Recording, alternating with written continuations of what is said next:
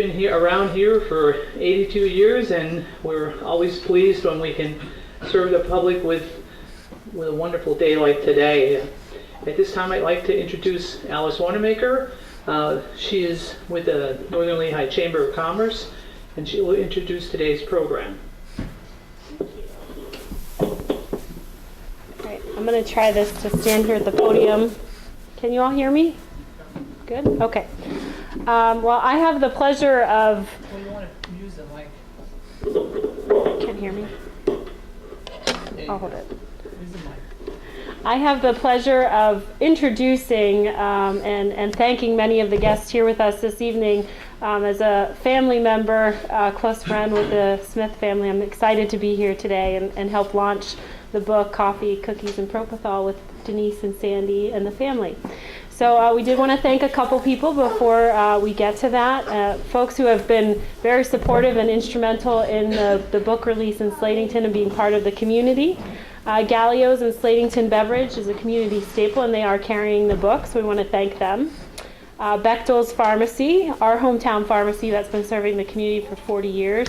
Ed is with us tonight. Thank you so much, Ed. The Village C-Store, yeah, go ahead, applaud them. The Village C-Store, who also is carrying the book. Dr. Gregory Todd from St. Luke's, Walbert Avenue, a big part of everything that's happening here this evening and much into the future, which you'll hear a little bit more about. St. Luke's Pulmonary and Critical Care for saving Sandy's life.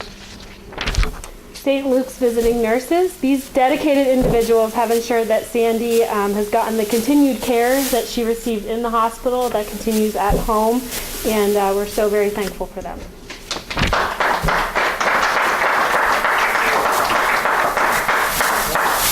To Wanda and all of the folks here at the Slatington Public Library for their continued support of community events such as the book signing today. We do have a special presentation if Wanda can hear me and is available to come back up here. The library was the first one on board to host a book signing. There will be several others in the future, so watch out for those if you want to join us again. But the Slatington Public Library, as Wanda said, has been here for over 80 years and a definite staple in the community. I have my office in the beautiful loft. But they're definitely part of everything that's happening here in Slatington, and we really appreciate everything that they've done for us.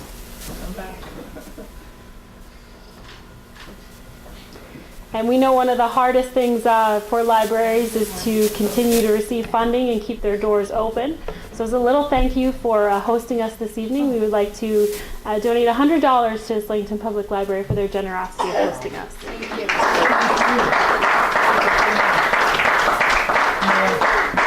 We really appreciate this, and our budget is very, very tight here at the library, so this means a whole lot to us. And so thank you so very much. I don't want to delay the program at all. I want to thank all of the other people that helped make this, the snacks you have over there. And our board members, Renee Evans and Hallie Kuntz, they're around here somewhere. And our librarian, Louise Bechtel, Roseanne Pugh, our director. These people make this place work. And all the rest of the board members that aren't here, Lynn Kadorsha, and Annabelle Fogel, John Kiskart.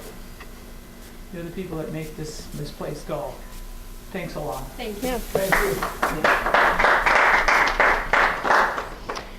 So we would like to next welcome our local pharmacist, Ed Bechtel.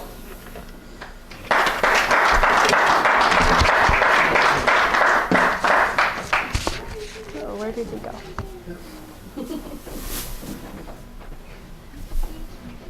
There you go, Ed.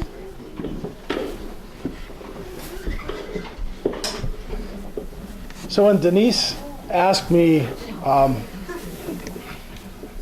to give a pharmacist's perspective on propofol, my first thought was, what the heck do I know about propofol? I'm a community pharmacist. Propofol is not used in the community. My entire experience with propofol would have been when I I had a colonoscopy. So I thought my sister Mary, who is a nurse and has worked in endoscopy centers for most of her career, first at Lehigh Valley, then with EPGI, and now at St. Luke's. She'd been a witness to people under general anesthesia with propofol. She would have been a better choice to talk than I. But propofol, it's used mostly in short procedures. It's really fast acting, matter of minutes, and the effect doesn't last long. So it's a really great drug for things like colonoscopies and short procedures. It's also used to maintain anesthesia in people that are intubated, people that are on a breathing machine. And that's, the way it was used for Sandy. If you look at the package insert, the professional literature for propofol, and you go through the side effects, a lot of them are what you would expect with a general anesthesia, causing breathing problems and the sort. But if you go way down under the less than 1% category, you'll find one word there: awareness. And it's a, I don't know that I've seen that word in the side effects of any other drug. And, since this has happened, since Sandy's experience, I've talked to a number of people that have had similar experiences, or known people who have had similar experiences. Somebody that had a colonoscopy, and when they woke up, they said to my sister, "Why were they talking about vacations?" Doctors think that people are out, that they don't know what's going on, and they hear things that are going on around them, and so that one word, awareness, in this case, I read the book, so something that happens, and it's probably more common than that less than 1% that's reported. People don't, probably a lot of doctors and nurses blow it off when people come out and said that they heard this while they were under. It's a good drug when it's used properly. If it's misused by people who shouldn't use it, you end up with Michael Jackson. You have people that are scared of the drug because of that. Their doctor will tell them that they're going to, do the procedure while the patient's on a propofol, and they'll freak out that, that's the drug that killed Michael Jackson. But in the right hands with an anesthesiologist or a nurse anesthetist that knows what they're doing, it's a really good drug. So. Thank you, Sandy. It's great to see you looking so good. Thank you. And Denise, good luck with the book. Thank you. Thank you, Ed.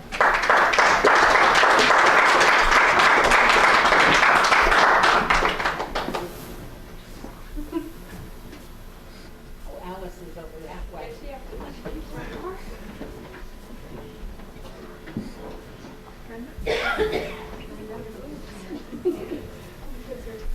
So next we are going to have Brenda from, she is Sandy's visiting nurse from St. Luke's. Come on up, Brenda.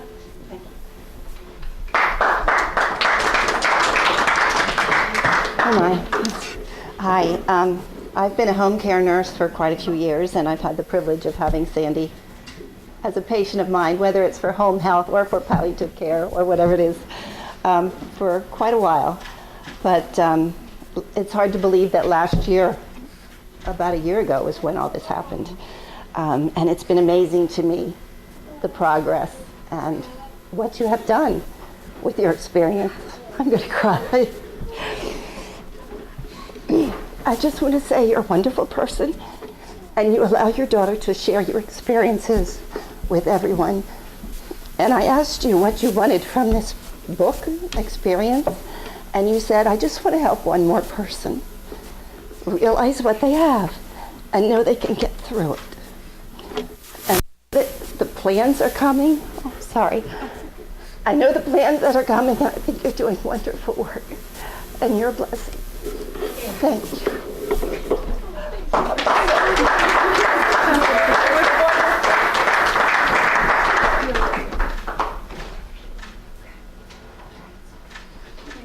notes because I'm not as eloquent as everyone else. So our family believes that you heal yourself when you begin to help others. And so we are excited to have partnered with the place where healing begins, St. Luke's University Health Network. Together, we are about to announce, you ready? Okay. An ICU support group to provide emotional support for patients, their families, and caregivers. So please join us the first Wednesday of every month, beginning on May 2nd at the Bethlehem campus at Education Center, room 104 at 6 p.m. Thank you.